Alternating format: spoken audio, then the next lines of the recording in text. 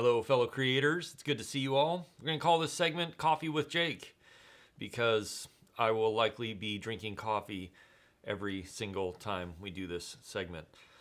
So hopefully my internet will hold out. It is, I don't know why, it's just the bandwidth right now is wildly fluctuating between really good and really terrible. It's probably the sun in Alaska here. So I see a few of you are online here already, so say hi in the chat, as I'd like to find out who you are and where you are, if you haven't told me already. You know, if I don't know you already, but... So I don't have a lot to, too much to talk about today, other than, yeah, got some cool stuff coming up. Fun video shoots and stuff. A lot of the video shoots I've been doing lately are really corporate style type video shoots, and so they're not super exciting. But I did have one very, very, very exciting one that I might be able to show you a clip of here. If I can figure out where I put that clip. Yeah. Hey, Journeyman. Welcome. Yeah, I'm going to see if I can find a clip, because this was really, really, a really fun shoot. And, dang, it won't be in that one, will it? I just got to find the clip. So, hey, Salius, you're not late. We just got started. So, welcome to coffee time with Jake, so to speak. Coffee's good. I know it's not morning for everybody, but it's morning for me, so that's why I'm doing that. Oh, interesting. That's not in there. Okay, that's not in there. Oh, I need to do some backups. Jeez. Let me see if I can find it on this hard drive. We'll see what's going on. So, how's everybody doing? Hope you're doing well. Yeah, been doing lots of fun stuff. I did a shoot. I did a shoot the other night that was it was fun. It was more fun than I thought it was going to be. It was shooting a cooking, sort of a cooking show, but with a little different twist. Very focused on Alaska Native cooking and culture and foraging, like what things you can get up here in the woods, the forest, and the seashore to find, things to eat. And so there's some really cool stuff, like certain types of ferns and parts of ferns and stuff like that. But I did the whole shoot, and because there was a big group of people, I had to use this little Countryman. Oh,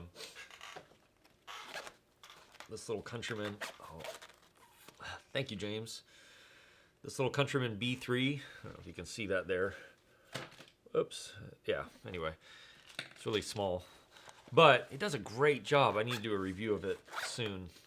Because the mic it's small, it's inconspicuous. It sounds fantastic. I've always liked the way Countrymen sound. They have a really good natural sound.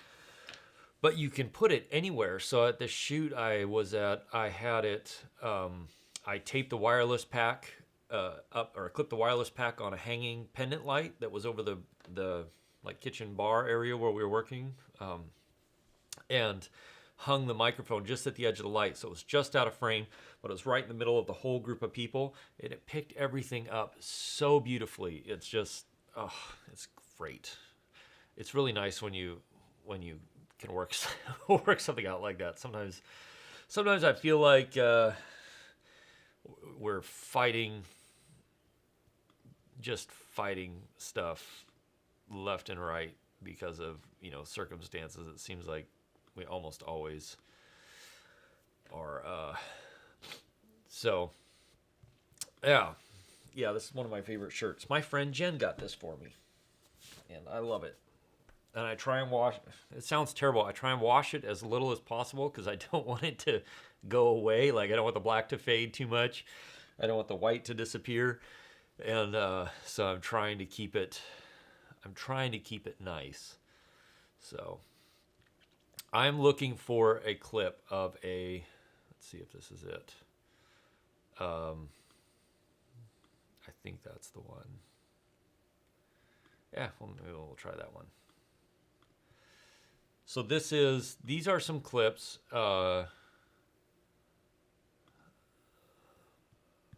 Give me a second. I didn't prepare for this, so it's, bear with me. These are some clips that I shot a couple of days ago, or a week, 2 weeks ago now, I guess. Good Lord. It was so fantastic. So these are just the drone shots. These are flat. I haven't color graded these at all. These are just the straight, dead off drone shots that I'm going to show you hopefully here. Let's see, hopefully. Yeah. So this is another glacier, a different glacier than the one. Well, that was fast.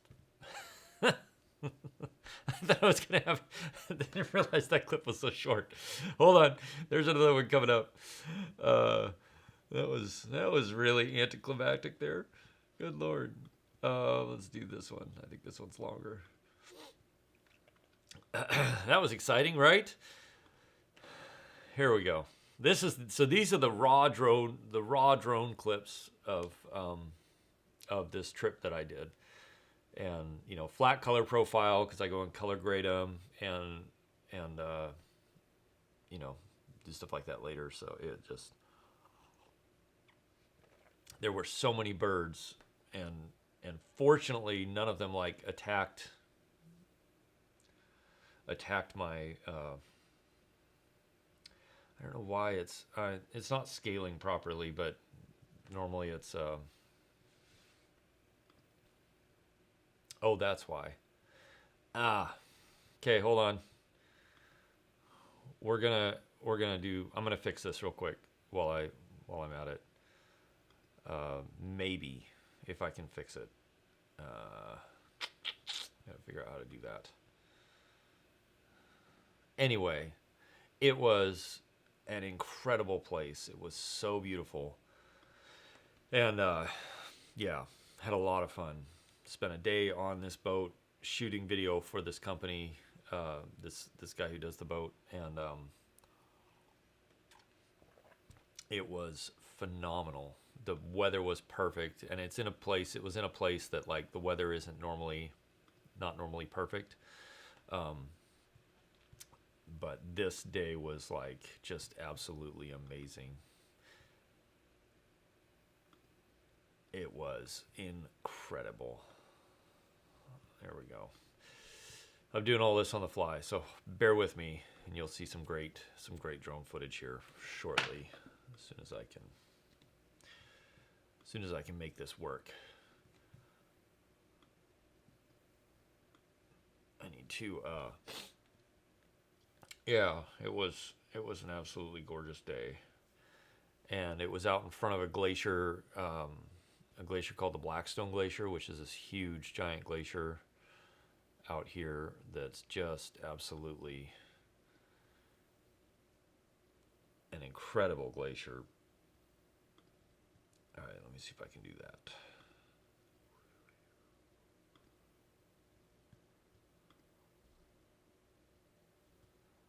It'll take this a minute to bounce this out. But, so what do y'all have going on for your weekend? What's everybody working on this day, this weekend? I'm desperately waiting for Tamron to release the 17 to 28 lens for the Sony E-mount system. I need that lens so badly. It's just ridiculous. I need it bad. Okay, here we go. So this is a raw clip of me out at, here we go, out at Blackstone Glacier, just shooting some stuff with my drone, it was just, so beautiful. So, and remember, this is a flat, there's no color grade or anything like that going on here, so it's just super, super flat color. But with the color grade, it's like, oh, it's so good. So after I get done doing all of their media stuff, I'll take whatever I didn't use on their stuff here, and I'll put together a short little cinematic film, kind of like I've done with some of the other stuff. But so we got to go out on this boat. Me and the family were on this boat, and a couple of other people, purely just to shoot the promo material for these guys. And really, really nice, really nice, really cool place. Yeah, huge. That glacier is giant, and I keep telling people that the other glaciers I go to, the Portage Glacier and stuff like that, that's a small glacier because it is a small glacier. But when you see some of these other glaciers, you realize just how small of a glacier it is. When you get these glaciers that are like bigger than the mountains that are around the Portage Glacier, it's really impressive.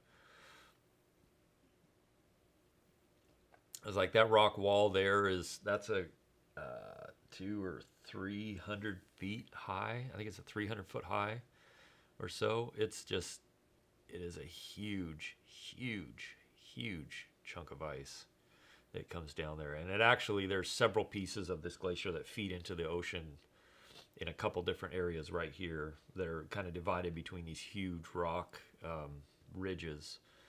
And so it's really a cool place to go and see. So the drone videography continues. It was really a great day.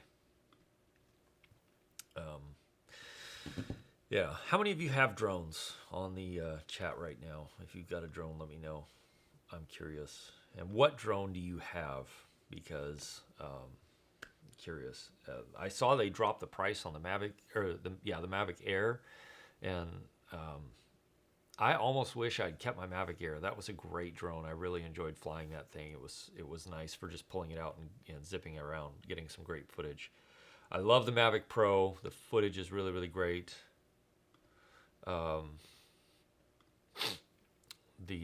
You got the Spark Journeyman. That's cool. Are you excited about the Spark 2? Because I know there's rumors about the Spark 2, and honestly, I'm kind of wondering if DJI isn't going to slow down some of their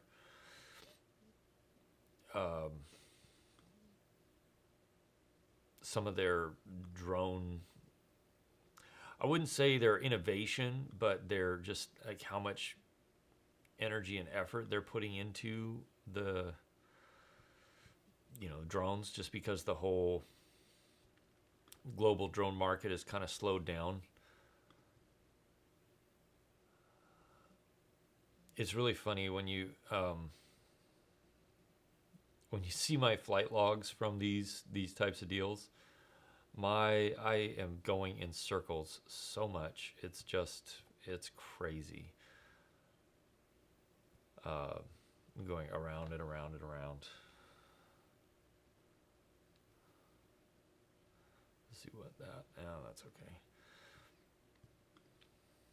Let's see if I had some other footage to show you from this trip.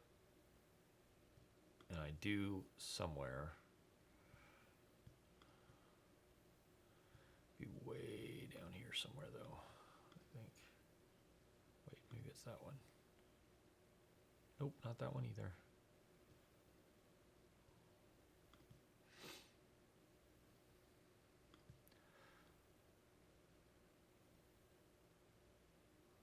There we go, that's the one. So this is another clip that shows off some of the scale and the size of these videos, or of these places, is just, it's amazing how big they are. I'm like exporting, and I should have thought about this earlier, but I'm exporting as I go. So hey, Media Mike, hey Brian, I am distracted today. I also woke up at 3 a.m. I don't know why. I just did. Anyway, so James, you redo the Spark and the Autel Evo. So I'm curious, James, how you like the Autel Evo. I really want to get my hands on one and fly it around and try it out. I like the idea that there's not as many restrictions and geofencing on it. And from what I've seen, the image quality is pretty decent. I think the 4K 60 would actually be kind of nice and useful. Oh, you were, Brian? Shoot, we should have just like old days when we used to, play together online. We could have hung out. Uh, anyway, yeah, the Autel Evo. I'm hoping to get the chance to see one up close and personal here in the next few days. Oops, there we go. All right, this is the other clip that shows you kind of the size, the scale of that area there that we were filming in.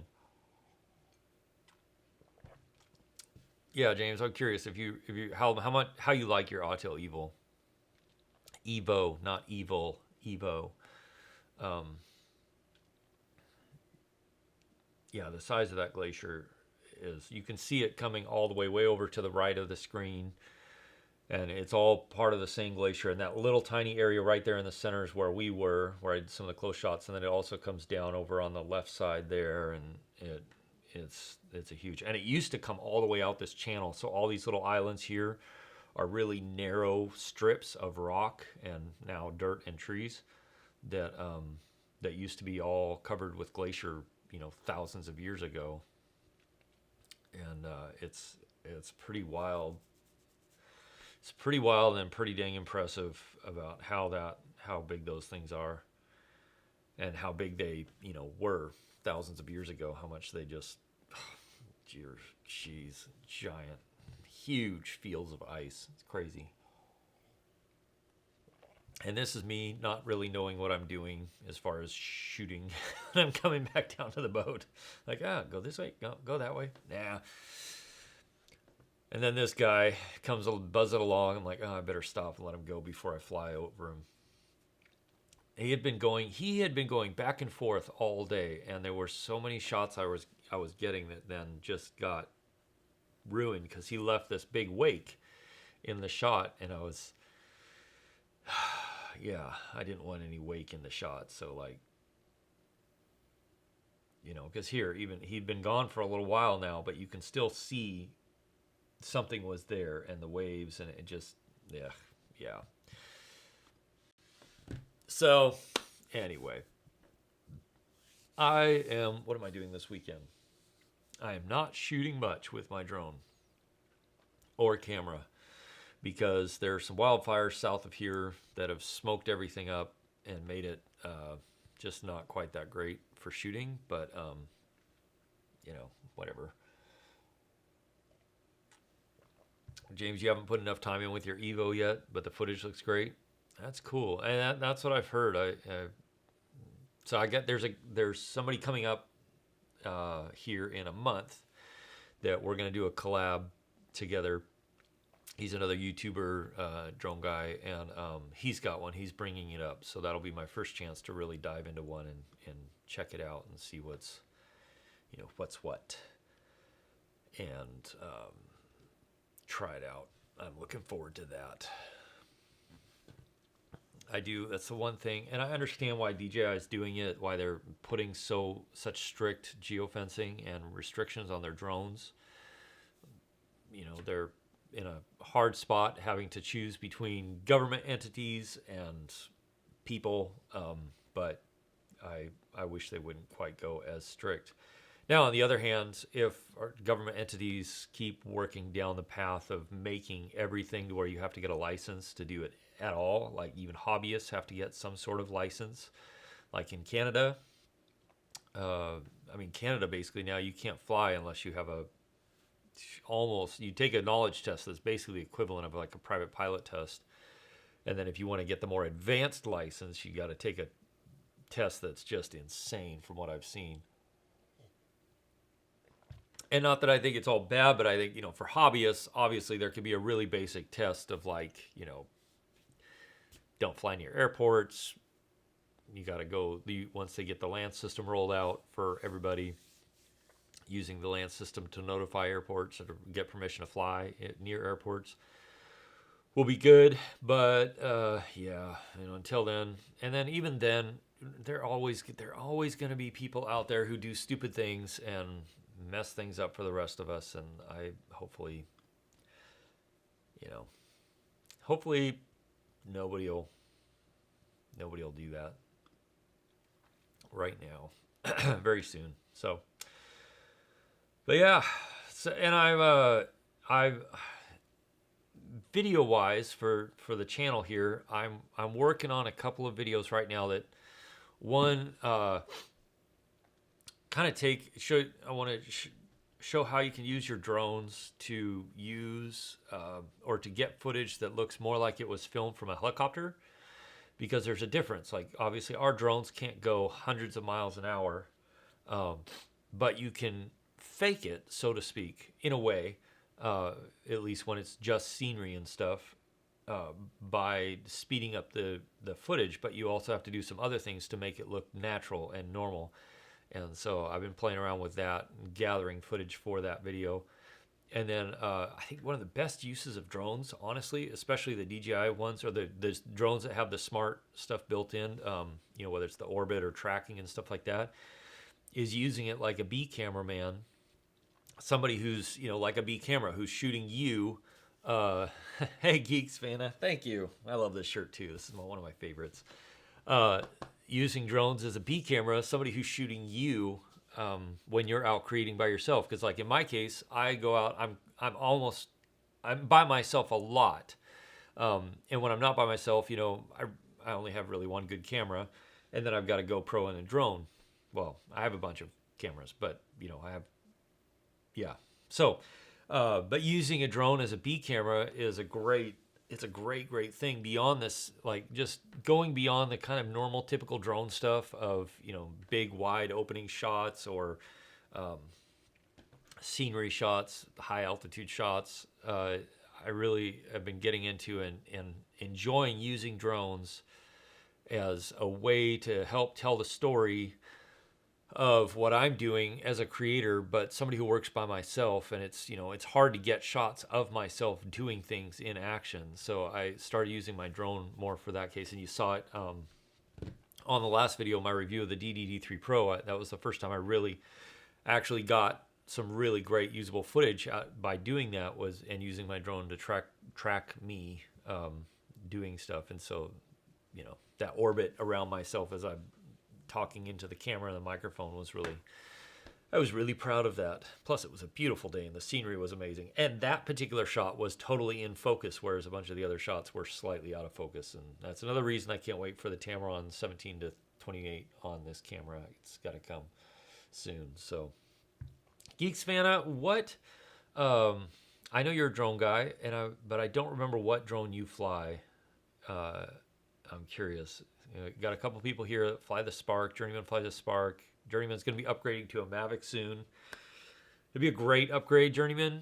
The Mavic is definitely... the Mavic 2 Pro or Zoom is really, really great. Is it low? I can turn it up. How's that? Better? Too much? There. This is why I don't rebroadcast these live streams. This is just, yeah, it is what it is. So you do the Mavic Air and the Bebop 2. Interesting. The Bebop 2. That's got to be fun. The Mavic Air, great drone. Loved that drone. So, sorry. Yeah, so for everybody else who had their volume cranked and I'm now blaring, sorry about that. Yeah, just it's been a little bit of a hectic morning. I didn't have a lot of time to test everything out before I got started, but anyway, yeah. What? Brian. Oh, Mavic Air Bebop 2. Love your drones. What are you flying? I'm curious. I have flown, obviously, the original Mavic Pro. I've had a Phantom 4 Pro 2.0, which was nice, but just too big for what I needed. And then once the Mavic 2 Pro was released, I didn't need anything like that anyway, because the Mavic 2 Pro has the similar sensor. The quality is not quite as good. It's not quite as sharp, and it doesn't have the global shutter, but it's still perfect for what I need. And then the Mavic Air, which I really liked the Mavic Air. That was such a great drone. When I had it, it was so much fun. And yeah, it's kind of sad to see it go, but all good things have to end at some point. I am really curious to see what they do with the Mavic Air 2. If they ever release a Mavic Air 2, that would be, to me, taking the Spark and the Mavic Air 2 and like molding them together and making that just kind of one line would be great. The Bebop 2 is a backup now, but it's really stable in the flight plan software. The camera is basic. I can't even, yeah, I think I'm thinking of something else for the Bebop 2. I need to look it up real quick.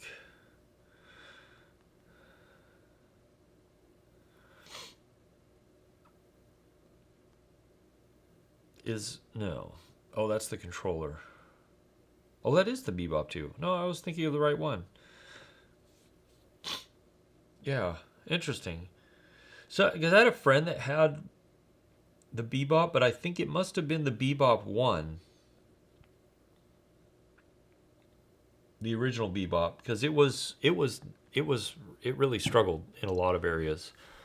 So, anyway, yeah, Bebop, Mavic Air. Ugh.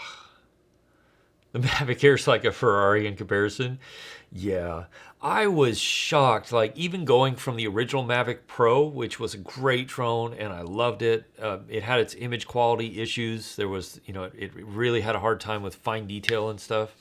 And jumping from that to the Mavic Air was like, the Mavic Air did such a great job with the image quality, and it handled wind pretty well. It didn't handle cold as well. That was the big problem, was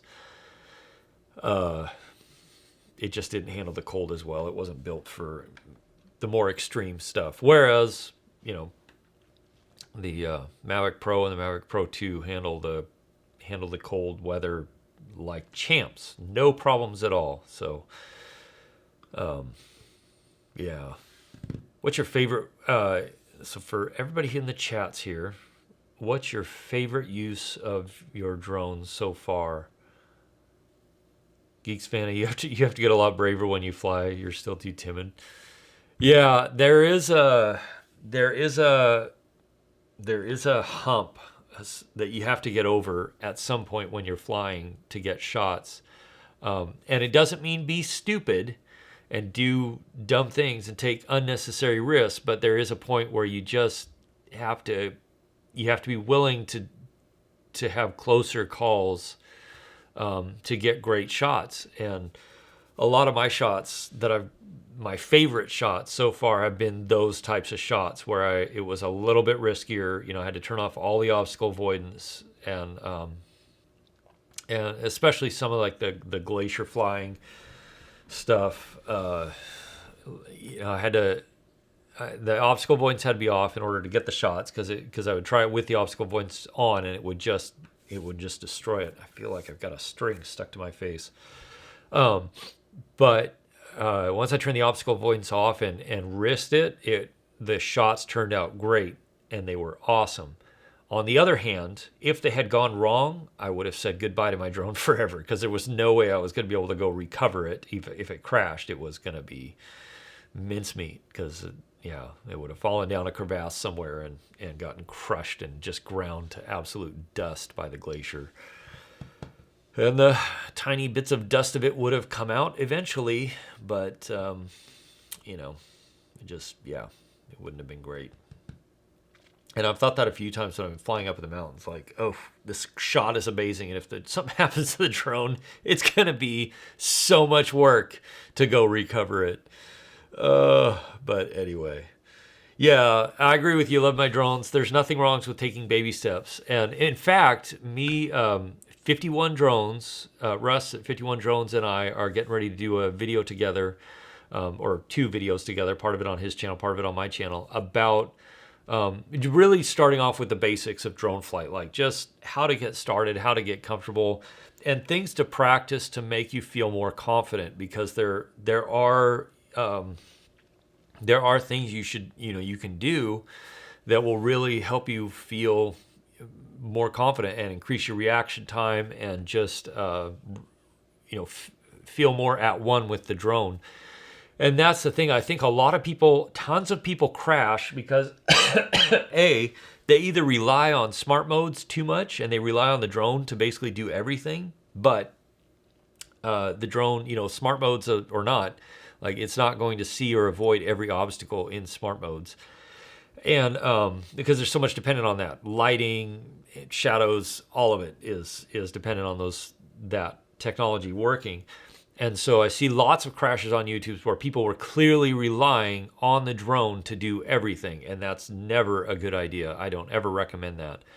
But and then you see a lot of people out there trying to do things that that certainly could be done, but it's one of those things that like you need to practice it a lot to where you fine tune. Case in point, one of my favorite clips of me flying through. Oh, geez, now I'm gonna have to find that clip and pull it out. But me flying through the pier, the wood pier. I'm pulling it up. I'm bringing it up. So patience while I bring it up. But there is no way I would have attempted that 6 months ago or a year ago. There's no way. It would have been the most terrible, horrible, awful idea ever, because it would have, I would have destroyed my drone because I wasn't confident enough to fly in such tight spaces. Did I just do this right? Where I really, really needed to, 10, okay, good. So it just, like, it's amazing what you can do when you get confident. And that's the thing with like the FPV shots that everybody sees, that everybody's like, oh my gosh, it's the most amazing FPV ever, is those guys have been flying and they are so confident with those drones. It's like an extension of their body. And they have, no problem at all doing that sort of stuff because they're so in tune with the controls and with the drone that they know exactly what they're doing when they move their stick, and it's like an extension of them. It's like anything, just the more time you spend on it, the more comfortable, the more in tune with it you get. And it's important to really like start off baby steps. That's why I tell people, like, when they first get their drones, like go find a big open space, no trees, no buildings, no people, and just fly around. Like just practice flying around a little bit to get the feel of how the drone responds to the controls, because not every drone responds to the controls the same way either. Like some of them respond incredibly quickly, others are a little slower. And you need to know that stuff, especially when you're flying close to stuff, because otherwise you're going to be in a world of hurt really, really fast. It's good to know that I can do this. Like I'm literally finding the clips and then exporting them out of Final Cut Pro and pulling them into the streaming software so I can play them for y'all. But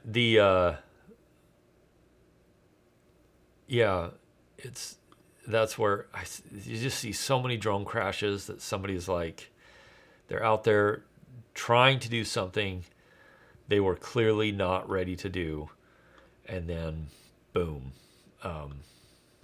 they end up wrecking their drone. So this is the clip that it was nerve-wracking because there was literally just the whole space between these things is probably a few feet, like maybe 3 feet. And so you're taking, 18 inches or so with the drone, and then flying, you've got 18 inches. So say between, 6 to 9 inches on each side of the drone. And then when I started going out there, there was a really strong side breeze. And so as soon as I got out into the breeze, where the breeze was, the drone started drifting. And the Mavic 2 does a great job at holding its position. But, there is always some, like, recalculation, I should say.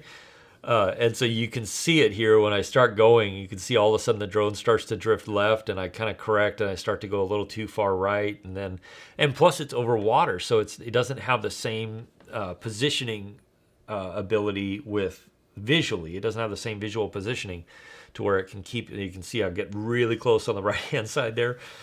And I keep getting closer and closer, and it just, oh my gosh, I was, and that was a case of like, I'm going to be swimming to go recover my drone here if I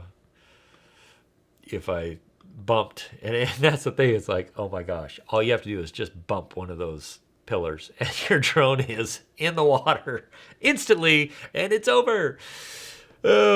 Anyway, but I think the shot was worth it. My one thing was I didn't do, which I had wanted to do originally, but then I got there and I was a little too nervous to try it, was going backwards through it. So, pulling the Matthias Allring kind of shot going backwards and you have the stuff going by you would have been great. And I could have done it, but I was wanting to watch the drone, but also be able to see on the screen kind of how things were lining up as I was moving forward. And so that's why I did that forward. I originally intended to do it backwards, but whatever. So yeah, but I never would have attempted that shot a year ago or 6 months ago even.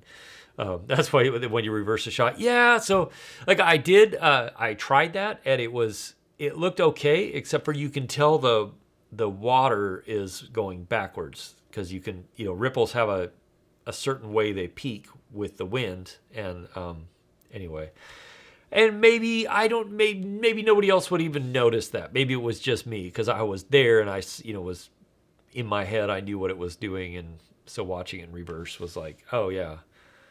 In fact, here, I'll just reverse that clip real quick. And then export it, play it, and you guys can tell me what you think. Today's going to be a many cup of coffee day. But that's okay. That's why we have coffee. You wouldn't notice. Hey, Night Train. Welcome to the stream. Yeah, thanks for joining me. This is my Saturday morning coffee with Jake. Today is Saturday morning coffee, and that's about it, because that's about how much my brain is working. Love my drone, but you break stuff getting there. That's true. I would rather not break the really good stuff getting there, though. I would rather break the cheapy stuff than the really good stuff. Just because, yeah. All right. I'm going to export this video, play it, and see what you guys think. If you notice it going backwards or not, if it throws you off. Of course, now that I've said something, you'll probably notice it, but you can try it either way.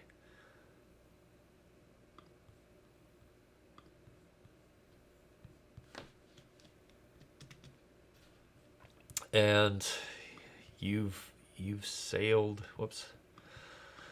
I'll do this. Do that one. All right. So here it is in reverse.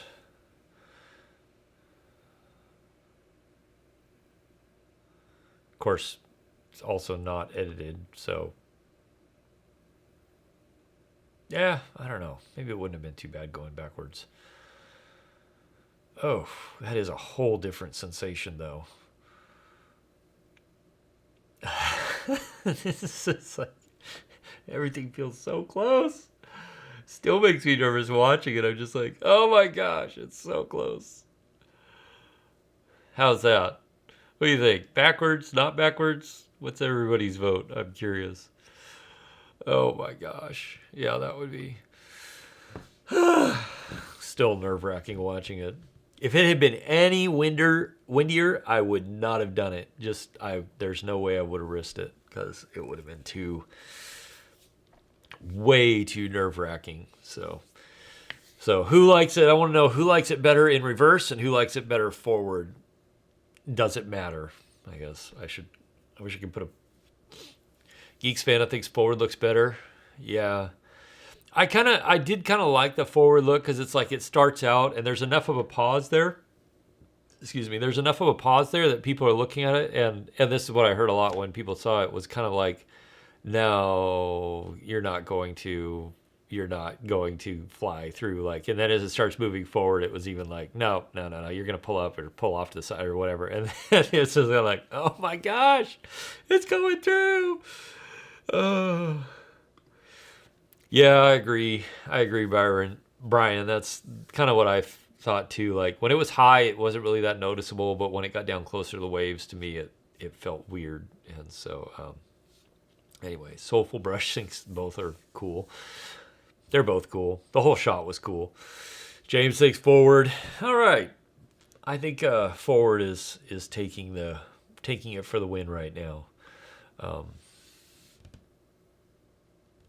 The drama of the shot is at the other end of the scale. I'm curious, what do you mean by that, Journeyman?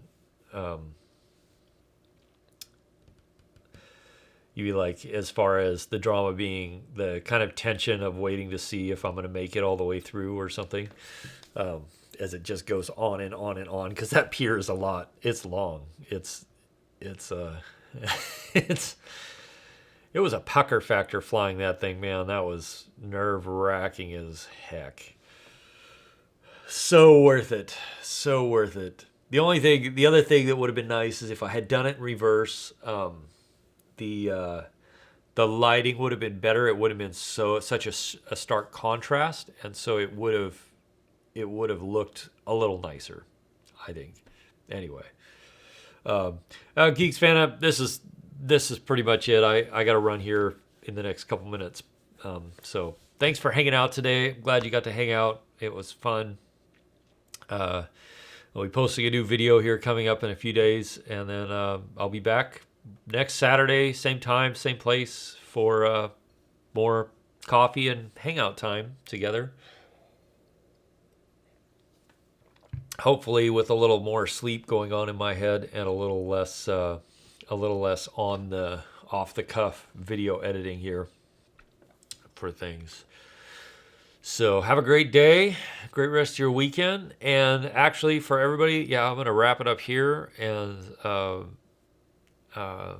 call it a day. So I say this every week, but I really do appreciate everybody who subscribes to my channel and watches and comments, or people who, we chat back and forth on Twitter and Instagram. It's a lot of fun for me. I love digitally hanging out with people and helping people out if I can. If I know something that you don't, or I do something that you want to learn how to do, just let me know, because I'd love to teach you or tell you at least how I did it.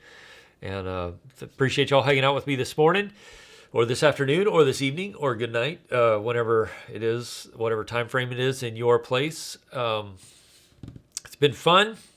I will see you around the social internets of the world. And until next time, I'll see you soon in the next video. Have a great day. Cheers.